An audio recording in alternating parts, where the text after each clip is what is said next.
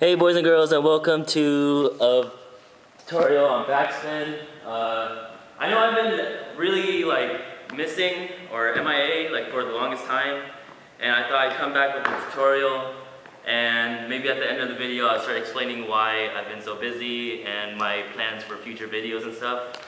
So yeah, just stick to the end if you want to find out, or you can just stay around this area of the video to learn backspin.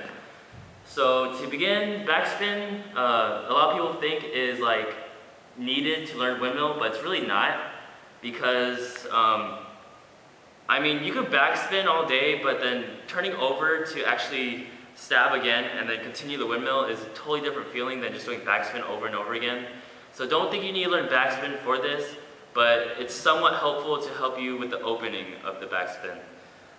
When I mean the opening of the backspin helps you for windmill, I mean the fact that you'll learn to get in this position to help you start turning over. But a lot of people get carried away with learning the backspin at that part, that they just concentrate on the backspin too much and forget about that they actually need to turn over and actually start putting effort into stabbing to continue the windmill. So the first step to the backspin is really, if you guys haven't started learning the windmill, then I'll just start from the beginning.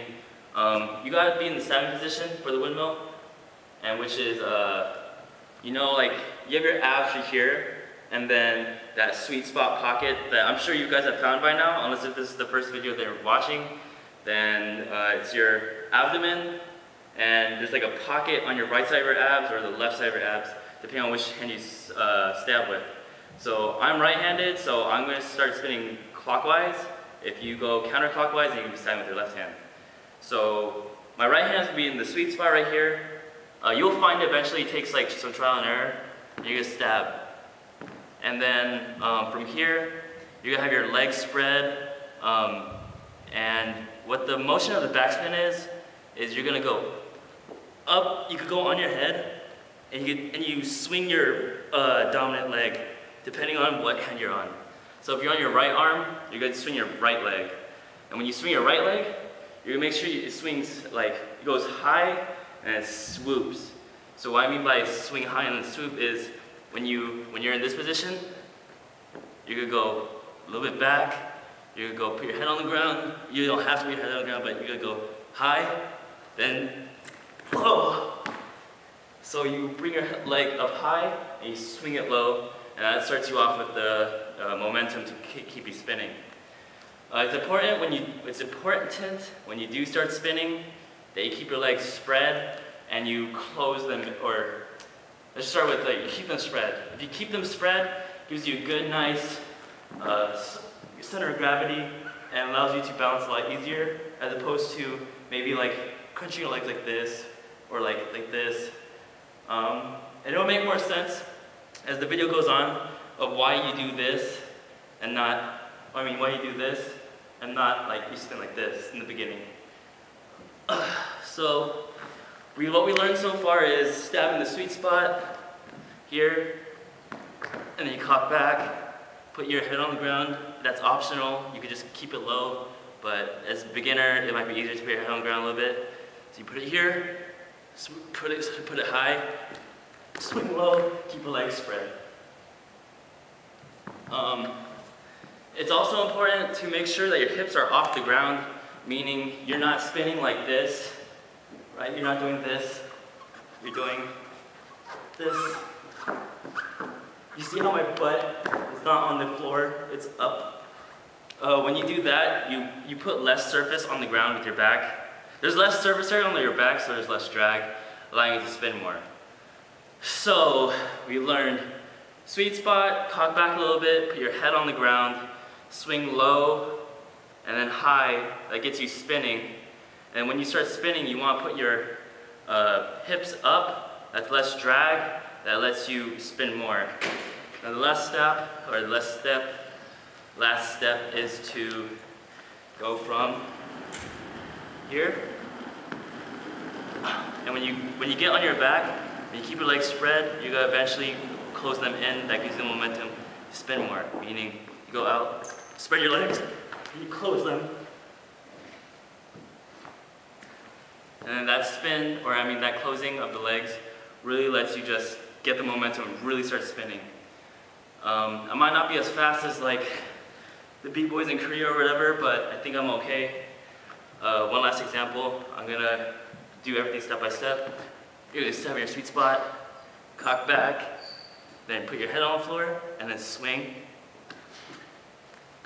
And then close in. Whoa.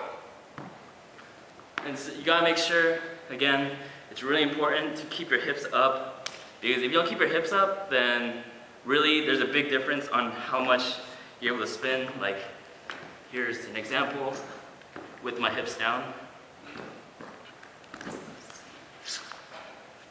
And then here's an example with my hips up.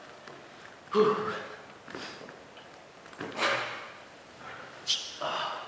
Like, honestly, it's been a while since I've even done this.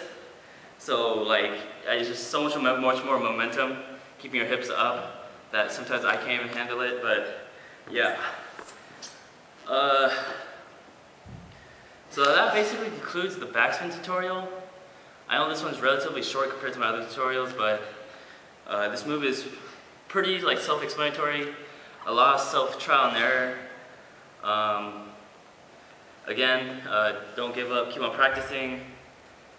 And yeah, so if you want to just like, the tutorial's over, and if you want to stay and hear me out on why I've been so busy, then you can stay. But yeah, for this last minute, I'm gonna say that I've been MIA because I've been busy with classes, with school, and I haven't really been breakdancing as much as I would like to. But when I do, I still have fun with it. I don't know, being in college just really, it's really like, it takes up a lot of your social life. And what I mean by that is like, it's a good thing, but you really like start like liking hanging out with people more than say like going to the gym to like dance or something. Like, I'd rather maybe like hang out with friends than go out to the gym and dance by myself or whatever. I know this is a lot due to the fact that I don't have a close-knit set of friends that dance, and that's really like my choice, because I really danced a lot during high school, and I just thought like maybe I'll tone it down in college. But really, like, making this video and coming up with ideas for future videos has really like given me it sounds a little cheesy, but like the inspiration to like make more. So you'll see a few more coming out. I don't know exactly when they'll be out, but they will. And yeah, so hope you like this video, and deuces! Ooh. Yep.